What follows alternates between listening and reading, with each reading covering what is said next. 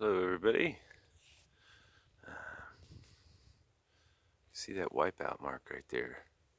I almost died. I took a slip on this ice here, and I could have hit my head on a rock, and that'd have been the end of me. And you guys have never heard from me again. I've been just dead right here in the middle of nowhere, my head on a rock, and no one to know that I was dead. Oh, that's right. I can't die. That's right. Okay. Now, why can't I die? Well, same reason why you can't die. You probably will anyway. Because I can't seem to explain it to you guys. I'm trying to keep it simple. The perishing from lack of knowledge, this knowledge that I can't seem to get across to you guys,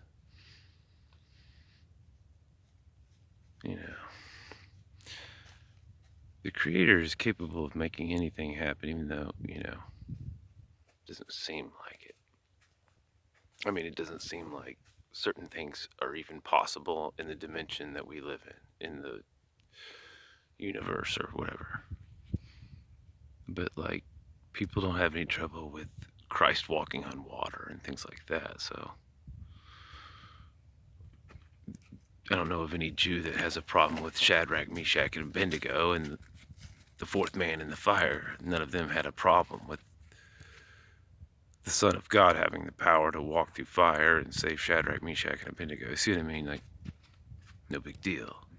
The Son of God could walk through fire. The Son of God could walk on water, etc., etc. Fire doesn't even, kill the Son of God, right? That,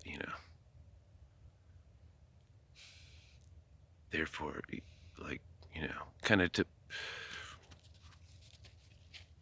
prove some kind of, I'm going to digress, and I don't want to get onto this, it's a whole nother topic, but a sacrifice of some sort. Like even the devil and him having the conversation of temptation, he could call 10,000 angels and be rescued out of there, and, you can't kill Jesus unless he lays his life down for you. Like he was like already immortal. Because, well, he was sinless, right? Sin-free. But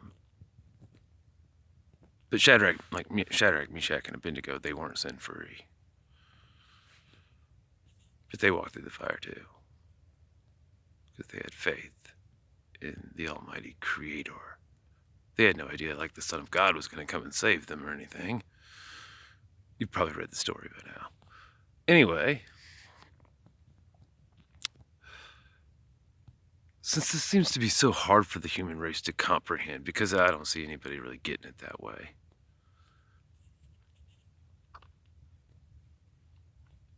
like Christ chose to lay down his life. It was a choice, or otherwise you wouldn't have been able to kill him. Kind of like you can't kill me. He did lay down his life to the will of our Heavenly Father. It was our Father's will that he do that, not his own. Two different wills. The Son and the Father, at that moment in time, well, they didn't actually have the same will. They weren't exactly, just for a moment in time, maybe weren't in alignment, but he stayed in alignment. He could have chose to not be in alignment. He could have chose to not lay down his life. But anyway, since all that, it seems like all those details are really hard for like everybody to kind of get on board with that. I don't know. I guess I'm here to prove that's the case, because you can't kill me. That. Like, really. Like, hopefully, it'd be nice if I could do this through words, but we all read the book. It ain't exactly words. Like, you'll have to see things. Sad. It's really sad.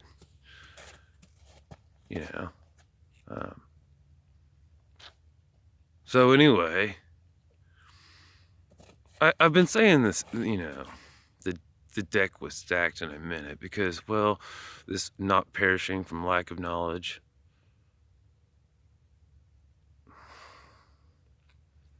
even though I should be able to really kind of just simplify this, and I kind of have, it's everybody else that's making it difficult.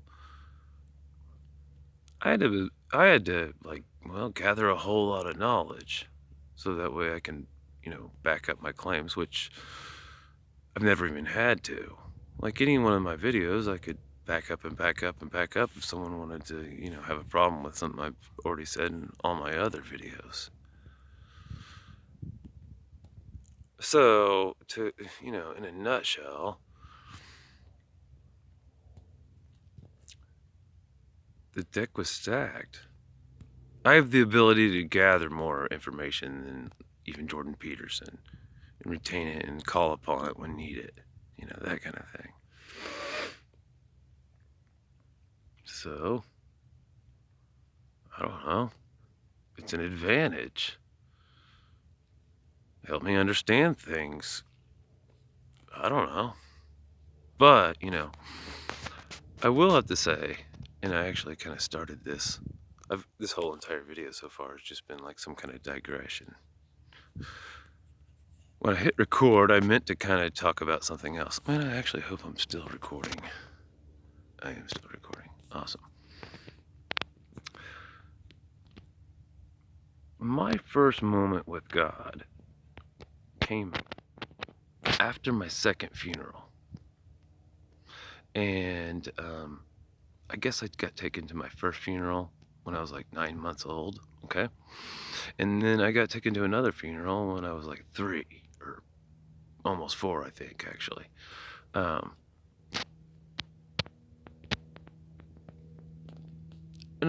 I asked my mom about the other funeral that we had went to, and she freaked out. And I kind of told her, and she super freaked out, like, goosebumps, Twilight Zone, kind of like, wait a minute, you were 9 months old or something when we were at that funeral, that kind of thing.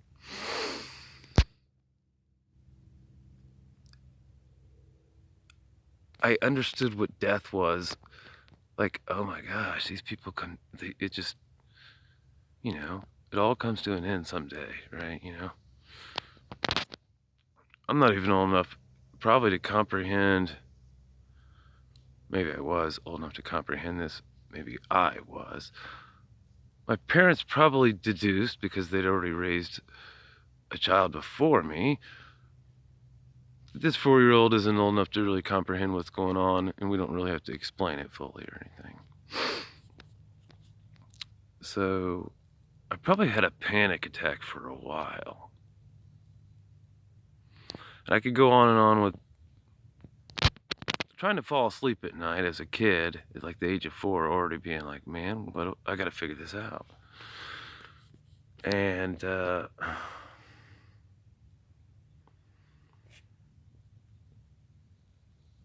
really don't think I can fit this whole story into this video, so I'm just gonna kind of roll to the end of it as fast as I can. I go through all this, what would it be like to be dead? What all really happens? Do you just go away? I mean, I don't know. I think a lot of people go through that. I just kind of went through it at a younger age. But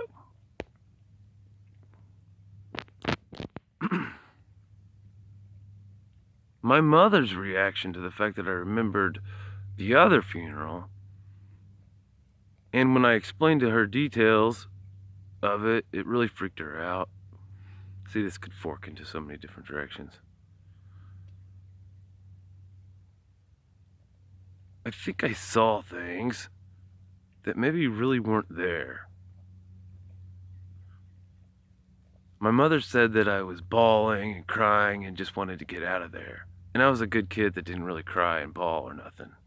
But at this funeral home, I still remember it to this day, at like 9 months old. I don't know, man. The vibes in that place, I couldn't deal with it. You know what I mean? Like, I couldn't deal with it. I had to get out of there. I still remember there was like a 12-year-old girl or something there. I still kind of like remember she had like a corduroy suit thing on, and I think, the bottom half of her was covered or whatever, but like, it was a girl. white girl, dark hair, dark eyes. I explained to her the shape of the room, like the details of the room, and kind of who was in the room. And I don't think my mom really ever shared that with anybody. Probably, maybe she shared it with my dad. I don't know. She could have shared it with my grandparents and my aunts and uncles and all that, for all I know. I really don't know. She never shared it really with me, ever again. At the age of 4, the fact that I brought up something when I was 9 months old, the rest of her life, she never once mentioned it to me. I think it freaked her out. Anyway,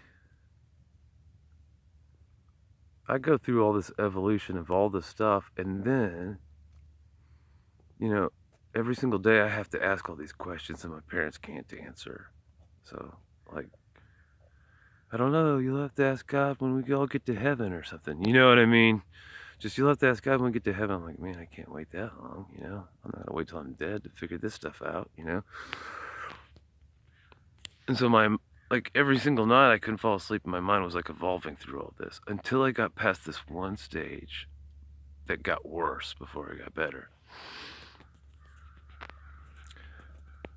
Here's where my relationship with God got stronger than anybody else's relationship has ever been, except for maybe I feel comfortable saying Christ could be the only person that had a stronger relationship with God at like the age of 4 or something. When I came to the realization, because of asking all these questions, that my parents kind of pointed me out to, like Adam and Eve and all that stuff, Genesis. I mean, that was the best I could do, right? Here's this. This is how the Bible says it started. I'm like, okay, and I'm thinking about this stuff before I've ever even went to school, right? You see what I mean? I had no interest in school, none of it. So anyway, the worst all panic attack, and I don't think my parents got so used to me saying I can't sleep at night, they just put on some music, which my grandmother she was a woman in the 60s, 70s, 80s, whatever, a woman back then, vice president of RCA Records, so all the music and movies and stuff was on hand or whatever. So they always kind of put on music, just get me to fall asleep. Sometimes it helped, sometimes it didn't.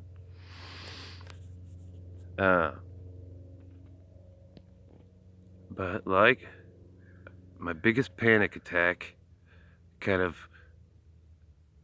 I kept it to myself, but it lasted for kind of a couple of weeks, it seemed.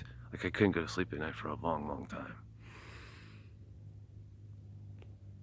Was when I realized that there was a moment in time before creation. There was a moment in time before creation. Before, God said, let there be light.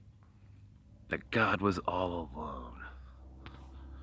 Man, it was creepy, man. It was hard to deal with. It was sad. It broke my heart.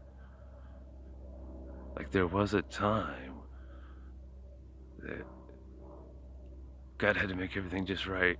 We could think it all out in advance, so it could turn out perfect. But it would have to kind of grow into being perfect.